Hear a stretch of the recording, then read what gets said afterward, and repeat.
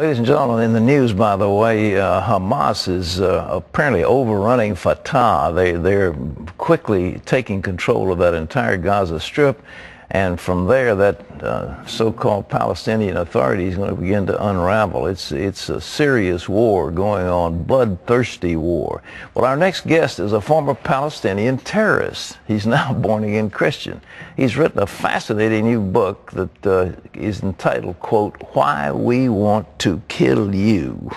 Will you please welcome back to the 700 Club, Walid Shoebat. It's good to have you back with us. See you again, Pat. Thank you. Thank you. It's a wonderful book. I congratulate you on it. Why We Want to Kill You. You know, the Western commentators say, well, these people are poor. They're brought up in substandard conditions, and they envy the West, and they're angry because of the Western affluence, and therefore they want to protest. Is that why they blow themselves up? If the reason for suicide bombing is poverty and lack of hopelessness, why would you never find in the Palestinian areas Christians who commit suicide bombing? The argument could be is, wait a minute, Christians are not accustomed to suicide bombing. Well, you have the second largest terror organization after the PLO is the PFLP, Popular Front to Liberate Palestine, which is ran by a Christian terrorist by the name of George Habash. Yeah. Now, George Habash, his organization, whenever they need a suicide bomber, or they would use a Muslim, always, 100% of the time. The Hindus don't have suicide bombers, and the Buddhists don't have suicide bombers. That's a very good point. At a university speech, one professor objected to my speech. He said, the reason for terrorism is poverty. So I asked in the audience, do we have anybody from India? And one student said, I am from India. I said, do you guys blow yourselves up as a result of poverty in India? He says, you know, we have lots of poverty in India. None of us blow ourselves up. But they sure come from Pakistan and they blow us up. You showed something in here, though, the promise of Islam. And there are people in America that don't believe this. The 72 virgins and perpetual erection and all this stuff.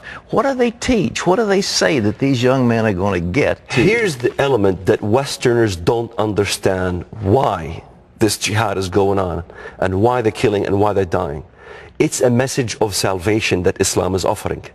Christianity offers a message of salvation, that by the death of one person, Christ, by the drop of his blood, that we are saved. In Islam, there is no assurance of salvation. The only way one can assure himself for salvation is by their own death, by the first drop of the blood of the martyr.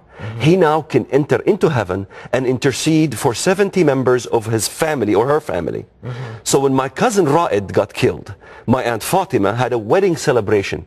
It's the law of opposite. Everything. She had your cousin was killed as a martyr, blew herself up, and they had a wedding celebration. But he was killed before he was shot. The Israelis figured out what he was going to do, and he was killed. Right. And my Aunt Fatima had a wedding celebration. This is what the Westerners don't understand. The entire community will come and join in this wedding celebration. The Friday prayer in the mosque will have a festivity for the death of the martyr. The house of the martyr becomes a museum where the entire community flocks to visit. Posters all over the streets for the martyr, because now he's entered into paradise.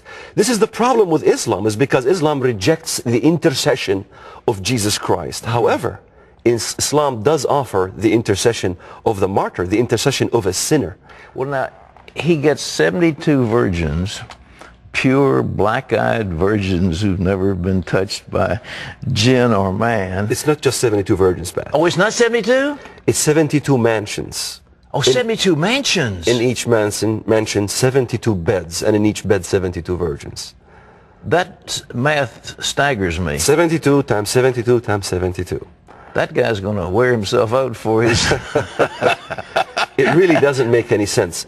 But the main issue is not that. The main issue is the salvation issue. All right. They want to be saved. And in order to be saved, you die. And because the Quran itself, it says, do not think that the ones who die in the cause of Allah are dead, but are alive with Allah, receiving His blessings. You know, the people in America, you point out in this book about how we have been duped by the so-called moderate Muslims this is fundamental teaching of the Quran and of the Islamic world, isn't it? You're not talking about some aberrant group. Absolutely. I mean, Ja'far al-Tayyar, at the time of Muhammad, okay, relative of the Prophet Muhammad, died in his suicide act as he attacked the enemy. And he had wings, they call him the flying Ja'far. So suicide missions was in the time of Muhammad, the Prophet of Islam. The Americans are being duped with this moderate Islam. There are liberal Muslims who don't care about fundamental view of Islam. But however, by far, the fundamentalist view of Islam, Islamic as a religion, has always been taught to us as jihad. Because when you read in the Bible about Antichrist, let's say, he honors a god of war. He honors a god of fortresses. That's right. In Islam, Allah, is a god of war. He doesn't honor the desire of women. In Islam, they don't honor the desire of women either. So it's a very antichrist system. Attempts to change times and laws in the Bible regarding the antichrist system. And if you look at Islam, what do they want to do? Change the laws of the world. Sure. So all this interpretation that we had in the West about, what is this about changing the laws? They think it's the cosmos or this. No, it's simply what it says. You pointed out that Allah in the Quran, am I correct in this, is actually a deceiver, that he has the attributes of Satan himself? Well, the 99 names of Allah are very well known in Islam. Yeah. Some of these names, if you look at them, one of the names of Allah in the Quran is Al-Mutakabbir, which means the most proud one. When I read the Bible as a Muslim, and I saw the most proud one in the Bible was Satan, or Al-Mumit, the one who causes death. Exactly. Well, I'm just writing a book. I've just finished one on humility, and the truth is the root sin of the world is pride. I will exalt myself upon the throne of God. And that's the problems where Muslims cannot see the truth from the Bible. But the one that they say is Allah is the most proud one? The most. When we say Al-Mutakabbir, it's the L, like the Elohim. Al is the most proud one. So the most proud one is Allah. But that's really Satan. Exactly. And it's worse than that, because he's the one who causes death, Al-Mumit, Al-Makir, the great deceiver. Yes. This is the names of Allah in the Quran. So they really believe the great deceiver? Yes. I mean, in America, we don't hear this. Yes, in the Quran it says وَيَمْكُرُونَ وَيَمْكُرُ اللَّهُ وَاللَّهُ خَيْرُ الْمَاكِرِينَ. Allah is the greatest of all deceivers. So it is okay, that's why Islam has deception in war. That's why Islam offers hudna, or a peace treaty, to non-Muslims up to 10 years, but they must break the peace treaty somewhere. Well, the hudna was Oslo. In other words... you Americans called it the Oslo Peace Accord. We called it the Oslo Hudna Accord. So a hudna is a treaty. It's actually not a peace treaty. It's a ceasefire. In Islam, we're allowed to have a ceasefire for two reasons. Reason number one, to gain concessions. Yes. Reason number two, to deceive the enemy and destroy them in the end. What about the Bush administration, Condoleezza Rice? Bush comes out and says this is a religion of peace. Condoleezza Rice has a celebration at the end of Ramadan and honors these people on account of this great religion. Are they deceived? It's a deception. I mean, CARE, Council of American Islamic Relations, they say we condemn terrorism. We condemn terrorism. Well, what we need to do as Americans is to say, wait a minute, condemning a terrorism is not a verb, it's an act. How are you condemning terrorism by act? If you look at all the Islamic organizations, the American Muslim Council, all of them, by far, if you look at the demonstrations, what do they say? Khaybar, Khaybar, ya Yahud, Jaysh Muhammad, sawfa ya'ud. I know the Arabic. Khaybar is where the Jews were destroyed in Saudi Arabia by the Prophet Muhammad. And they're chanting in the demonstrations saying, don't forget, Jews, what Muhammad, the Prophet of Islam, did to you in Saudi Arabia, in Khaybar, in Medina. If you were going to stop Islam, what would you do? We have to understand, this Islamic movement is a cancer. Yes. It is a cancer not only that will destroy itself, but it will also destroy us in the process.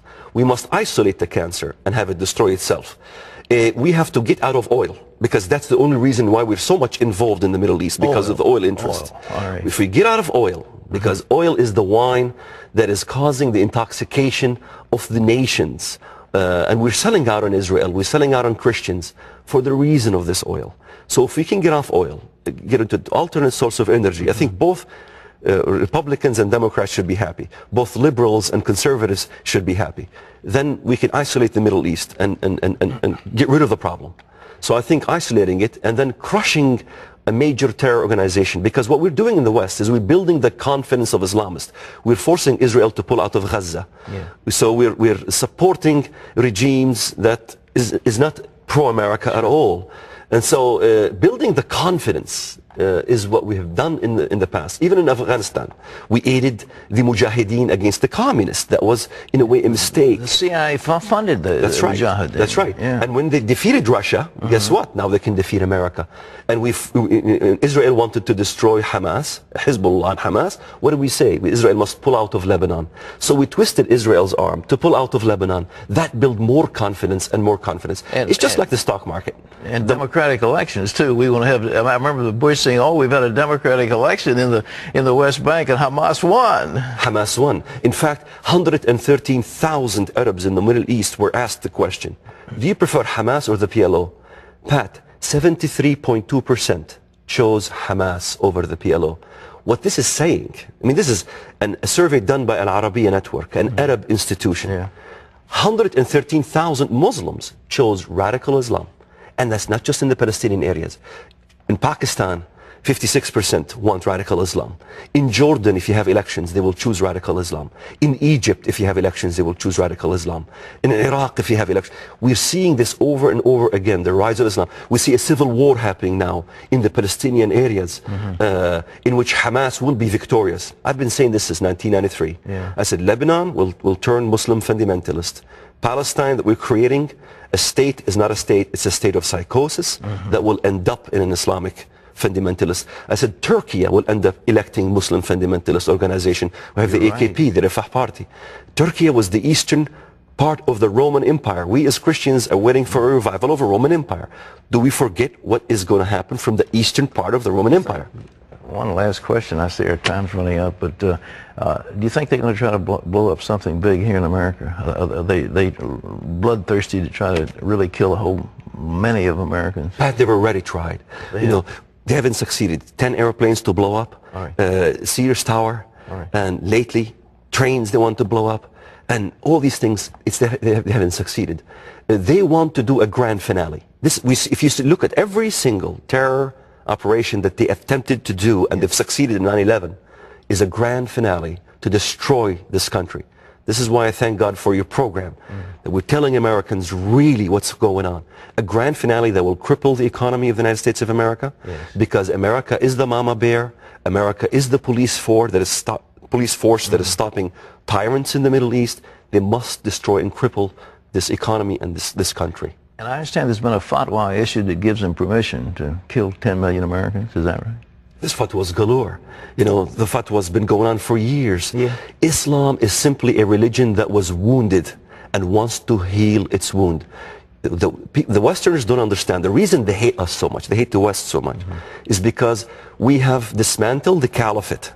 The caliphate that was in Turkey, in the Ottoman Empire. They want to revive the caliphate. This is the whole call for reviving the caliphate.